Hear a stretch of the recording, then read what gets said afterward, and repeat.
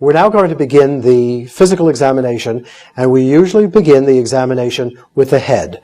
You'll notice that the examination proceeds in a very orderly fashion from the top to the bottom, and as we go through the evaluation of various parts of the body, we will first evaluate the patient by inspection, palpation, percussion, and then auscultation.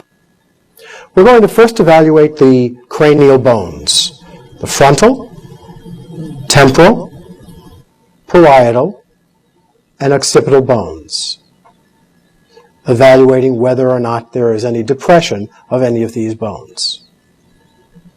We also want to evaluate hair. We want to evaluate the texture of the hair and whether or not the hair is firmly attached to the scalp.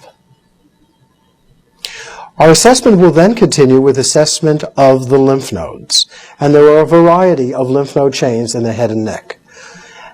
We will begin with evaluation of the occipital nodes, and the evaluation is done by a very gentle rolling motion of the fingers as they go over the head and neck.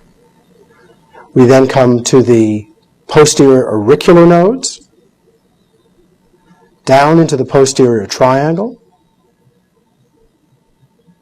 up along the sternocleidomastoid for the superficial cervical nodes, down deep to the sternocleidomastoid for the deep cervical nodes, back up again to the anterior auricular nodes, and down along the jaw margin to the tonsillar nodes, the submaxillary nodes, the submental nodes, and then moving up back to the anterior auricular nodes. We're now going to continue with examination of the eyes.